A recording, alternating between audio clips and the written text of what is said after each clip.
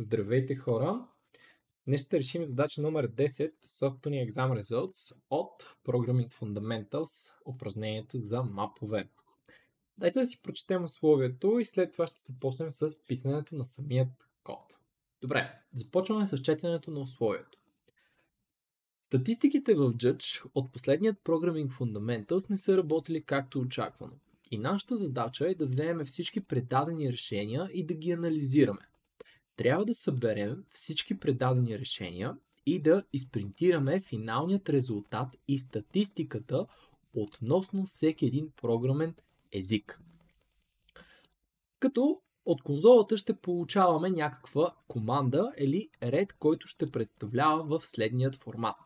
Името на потребителя, програмният език и точките. И така докато получиме командата Exam Finished. Трябва да запазваме всеки един потребител и съответно информацията за предаденото решение и точките на този потребител. Като съответно може да получим и команда, която е различна от тази, като командата ще бъде да баннем потребителя в следният формат. Името на потребителя, който ще банваме и след това думичката band. Значи трябва да внимаваме за друг тип команда и трябва да проверяваме командата, която прочитаме дали е тази или е тази. Така. В този случай трябва да премахнем потребителя от нашата статистика, но все пак трябва да запазиме броят на предадените решения за конкретният език, за който този потребител е подавал.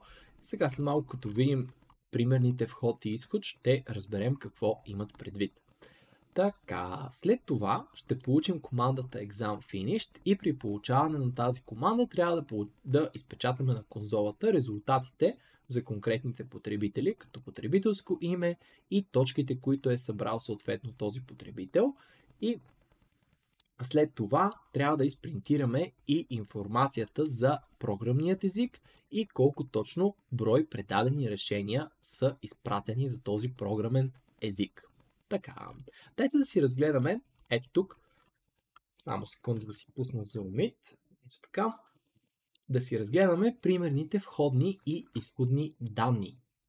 В случая, тук получаваме първо командата Peter, Java и 91, което означава, че потребителя Peter е подал едно решение за Java с точки 91. Следователно, след това имаме George C# 84, което означава, че George е предал едно решение за C# 84. Тук отново имаме второ решение за Java от Katie с 90 точки. След това имаме съответно решение за C# отново второ такова от Katie с 50 точки. И накрая получаваме Katie, че е банната. Ако може да погледнем тук в изходните данни, може да видите, че броя на предадените решения за всеки един език са съответно 2, защото тук имаме веднъж Java, още веднъж Java, след това имаме веднъж C# и още веднъж C#. Добре.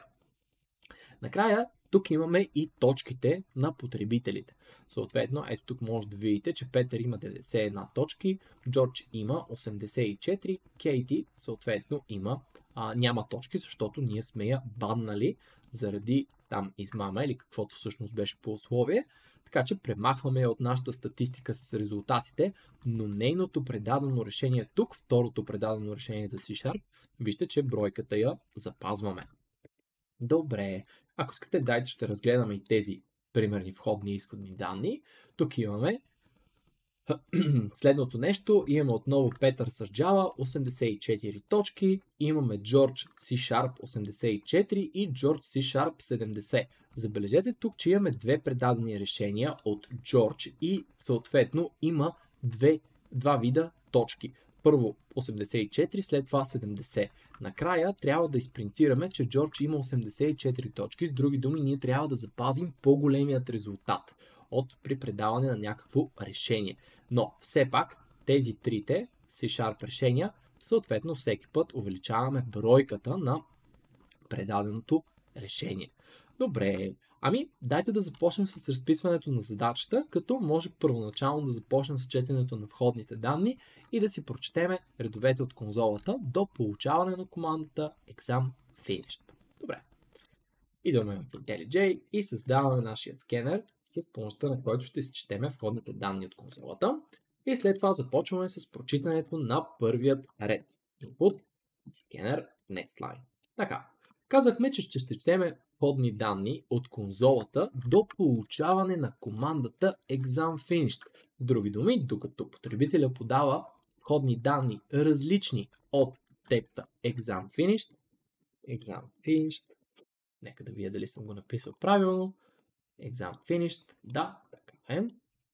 До тогава ще продължаваме да прочитаме входни и ще извършваме някакво действие.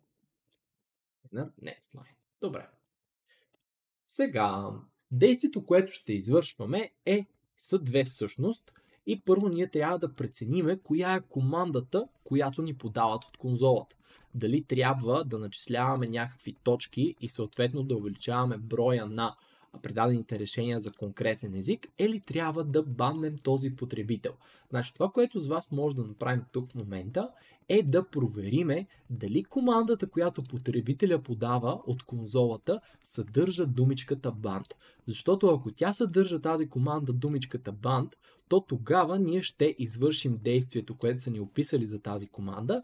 В противен случай вече тук може да начисляваме оценки и да увеличаваме броя на езиците, съответно на предадените решения за конкретните езици. Добре, значи тук ще направим проверка и ще провериме дали в командата, която ни подават от конзолата, се съдържа contains стринга band.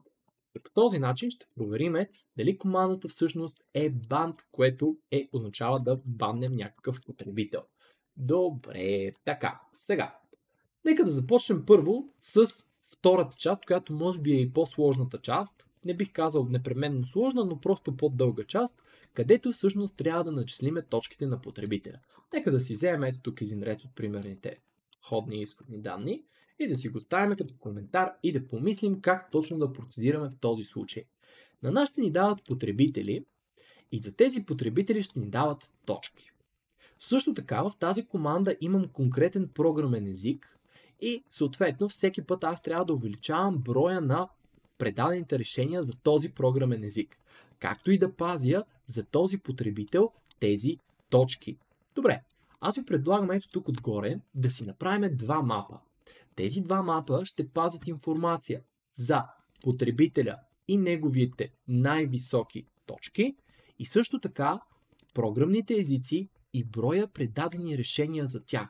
Значи тук ще имаме един мап, който ще пази името на потребителя и най-високият резултат от към точки и нека да кръстим мапа си user and points. Ето така. Той ще бъде нов linked hash map, защото тук подредбата е важна. Както виждате, ето тук получаваме Петър за Java и 84 точки е получил. След това на конзолата, когато отпечатваме нашите резултати, може да видите, че започваме с Петър и тук за езиците започваме с Java. Така че това има значение и следователно ние трябва да запазиме нашите резултати, нашата информация в linked hash map, защото припомняме, linked hash map всъщност запазва своите елементи в реда на записването им. С други думи, в момента в който запишем някакъв резултат и запис в нашия мап, той ще бъде първия, който ние ще прочетеме при обхождането на този конкретен мап. Добре, тъй като командата тук ще бъде тази, може ето тук вече да си изведеме потребителя и да запазиме тези точки. Също така трябва да направим впрочем и още един мап, който мап ще пази програмните езици и броя на предадените решения за тези програмни езици. Така че тук имаме друг мап, който ще пази името на програмният език, както и броят предадени решения за този конкретен програмен език. Значи language, count. И тук отново имаме нов linked hash map. Добре. Хайде сега да се фокусираме върху тази част и да си запазиме нашата информация в нашите мапове. Първото, което ще направим е да си извадиме информацията за потребителското име, програмният език и точките в отделни променливи. Тук ще имаме три променливи, които ще пазят потребителското име, username, ще пазиме language и ще пазиме points. Само че точките ще бъдат цяло число и затова ще ги съхраним в целочислен тип променлива. Добре, как да си взема потребителското име? Ами това може да го направим като вземем прочетения ред от конзолата, който пазим в променливата input и го сплитнем по тиренце. Сплитвайки го по тире, всъщност ще вземем три отделни стринга Peter, Java и 84. Значи взимам си прочетения ред, сплитвам го по тире и след това ще кажа, че искам да достъпя стринга, който се намира в масива на нулев индекс, защото там на нулев индекс всъщност ще стои името Peter. Добре, същото нещо ще го направя и за програмният език, и за точките. Програмният език, името на програмния език ще стои на първа позиция, а пък на втора позиция ще стоят точките. И тъй като те ще дойдат във формата на string, ние искаме да ги преобразуваме към цяло число, като ги паснем към int. Добре. Така, страхотно. Ами, изведохме си съответно входните данни в три отделни променливи и вече с тези променливи може да оперираме и да запазим информацията в нашите мапове. Хайде първо да запазиме точките на потребителя. Значи, трябва да провериме, първото нещо, което искаме да направим е да провериме, съществува ли вече такъв потребител с такова потребителско име, за който пазиме някакви точки. Защото, както видяхме тук, когато получиме два пъти името на потребителя, ние трябва да запазиме с вас по-големият брой точки. В случая Джордж е предал две решения за C#, на първото е получил 84, а на второто е получил 70 и ние запазваме по-големият резултат. Значи, хайде да проверим първия случай. Ако в нашият map с потребителски имена и точките за всеки един потребител не се съдържа запис, чието ключ е равен на това потребителско име, тук ще сложа един удивителен, за да проверим всъщност, ако няма такъв запис, чието ключ е равен на това потребителско име, тогава знаем, че не пазим информация за този потребител и за неговите точки и преспокойно може да поставим нов запис. Ето тук може да поставим нов запис, който ще е това потребителско име и тези точки. Обаче, ако се окаже, че имаме вече запис, който ключ е името на този потребител, тогава трябва да провериме дали досегашните точки за този потребител са по-малки и ако те са по-малки от ето тези, които ние получаваме, чак тогава да обновиме съответно и да запазиме тези новите точки. Значи тук ще взема и ще запазя досегашните точки на потребителя, които преди това сме запазили, existing points, така, и ние ще ги вземем като от нашият map с потребителски имена и точки, ще кажем дай ми стойността, или ето това value тук, дай ми стойността, която стои срещу конкретният ключ. Кой е нашият ключ? Ами ключовете са потребителските имена. Значи аз тук ще използвам потребителското име и ще кажа дай ми value, което стои срещу този ключ в моя map, срещу това потребителско име. И така ще намеря какви точки има този потребител, който в момента съществува в нашият map. Така, имайки досегашните точки, аз мога да направя отново проверка тук и да проверя само и единствено, ако тези точки points, които съм прочел от конзолата за този потребител, са по-големи от досегашните точки на потребителя, чак тогава искам аз да обновя неговите точки и да запазя в моят map, ето тук по този начин, да запазя, че срещу този потребител ще има съответно ето тези точки. Или новите точки, които са по-големи. Добре. Така, свършихме си работата с съответно мапа, който пази потребителските имена и точките. Обаче, когато получиме такава команда, освен че трябва да пазиме срещу всеки потребител колко точки той е изкарал, ние трябва да пазиме статистика за колко броя предадени решения има за конкретен език. Значи, това, което ще направим с вас тук е отново проверка. Ще проверим, има ли до сега предадени решения за езика Java, например, или въобще за езика, който ни се подава ето тук в тази променлива, в която запазваме от входните данни програмният език. Значи ще провериме, има ли до момента в нашия map, който пази статистика за броя предадени решения за конкретен език, имаме ли запис за този език? Ако нямаме запис, тогава ще кажем, че това ще е първото предадено решение. Ако пък имаме запис, ще вземем досегашният брой предадени решения и ще увеличиме тяхната бройка с единица. Така че тук ще проверя. Ако в мапа, който пази броя предадени решения за всеки един език, се съдържа запис, чието ключ е този програмен език, тогава какво искаме да направим?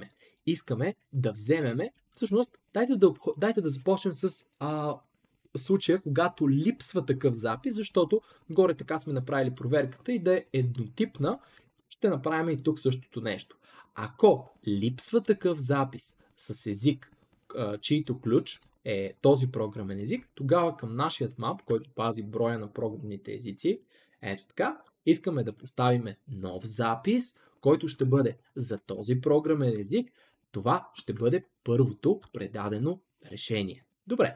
И сега, разбира се, трябва да покрием и другият случай, в който вече съществува запис в нашия map, за който пазиме брой на предадени решения за конкретният език, който имаме. И тогава трябва да вземем досегашната бройка на предадените решения. Ето тук ще имаме existing count и ще взема досегашната бройка на предадените решения, като от моя map взема стойността, която стои срещу ключа language, срещу този програмен език, колко точно броя предадени решения в момента има. И вече мога да кажа, че в този map ще поставя на мястото в ето този запис, който има този ключ, ще поставя досегашният брой плюс единица. Добре, така. И по този начин си покрихме обновяването на броя програмни езици и предадените решения, както и точките за потребителя. Сега, това, което остана да направим, е случаите, в които трябва да баннем потребител. Единственото нещо, което са ни казали тук за тази команда, че в тези случаи, когато трябва да баннем потребител, ние трябва да премахнем потребителя от нашата статистика с неговите точки, но трябва да запазиме броя за езиците. С други думи, единственото, което ние трябва да направим е да го премахнем от този map, в който пазиме точките за този потребител, но броя предадени решения, когато той е предавал решения, не трябва да го променяме. Така че, тук преспокойно, това, което може да направим е да кажем, че от мапа, в който пазиме потребителските имена и точките на тези потребители, искаме да премахнем запис, чието ключ е това потребителско име. Само че тук, разбира се, трябва да си вземем и потребителското име, като потребителското име, username, така, ще го вземем като просто сплитнем входните данни с тиренце и тук ще отстъпиме нулевият елементът на нулев индекс. Мисля, че така беше. Дайте да видим как изглежда една банк команда. Ето така. По този начин, значи ето без проблем, може да кажем KT. Ето така. И потребителското име стои на нулев индекс, когато сплитнем реда по тиренце. Добре. И тук ще кажем премахни от нашия списък, от нашият мап, в който пазиме съответно записите за тези потребители и техните точки. Следователно този запис, който има ключ името на потребителя. Добре, страхотно. Ами, като цяло май си свършихме работата в нашият while цикъл. Това действие ще го извършваме, докато не получиме от конзолата командата exam finished. И накрая остана само да си принтираме изходните данни. В момента, в който получиме тази команда, трябва да дадем информация за резултатите на потребителите. С други думи, името на потребителя, след това права чертичка и точките. Като точките са най-големите точки, най-високите точки, които потребителят е успял да стигне.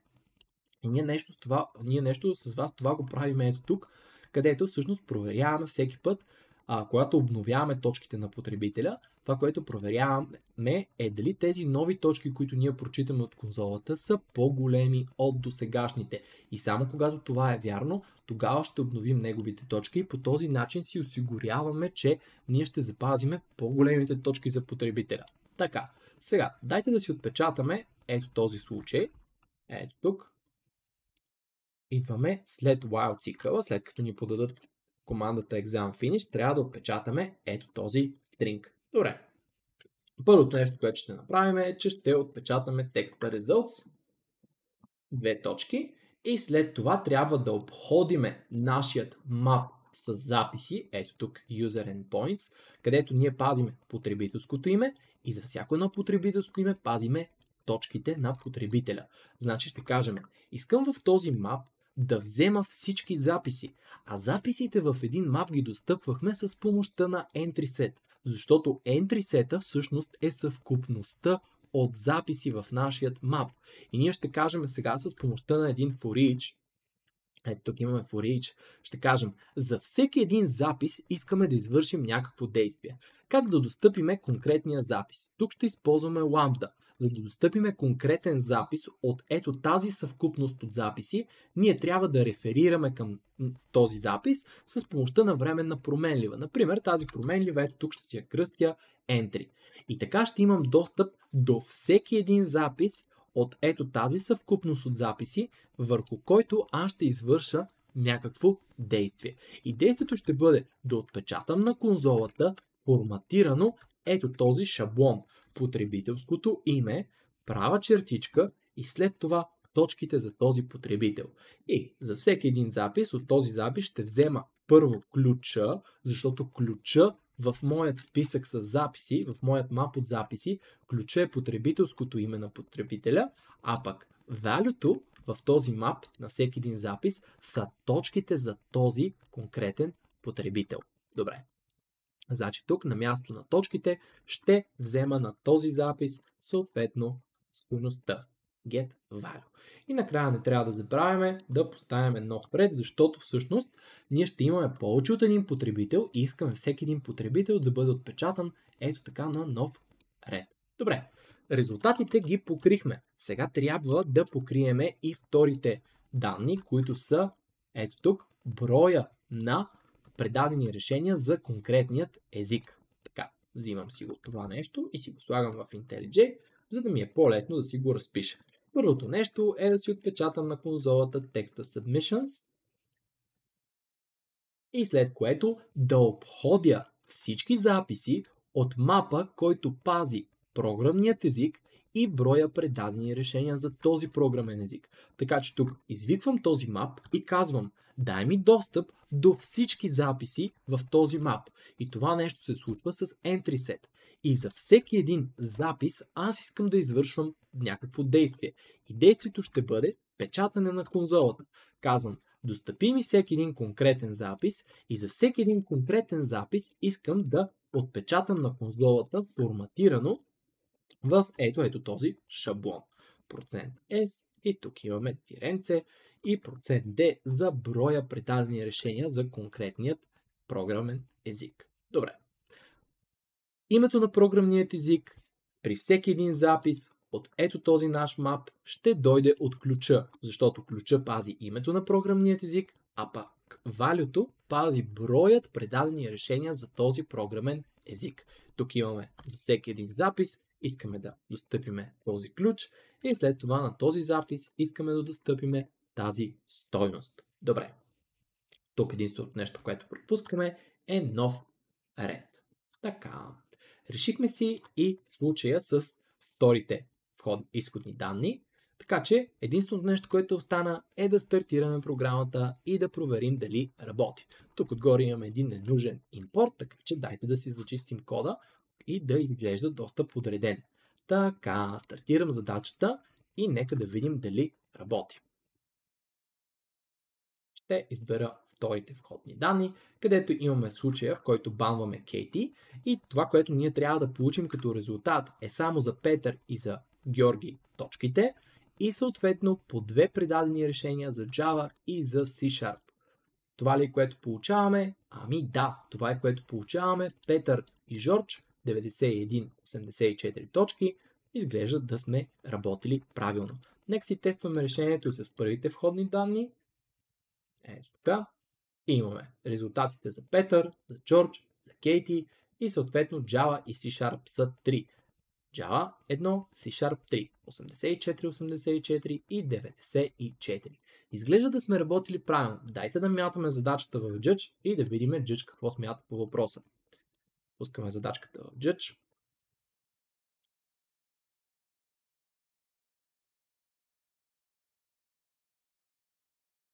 И получаваме резултат 100 от 100. Благодаря ви, хора. Ако имате въпросчета във връзка с задачата, не се притеснявайте да ми пишете налично или просто да се обърнете към вашите колеги и някои от нас ще съдействат. До скоро!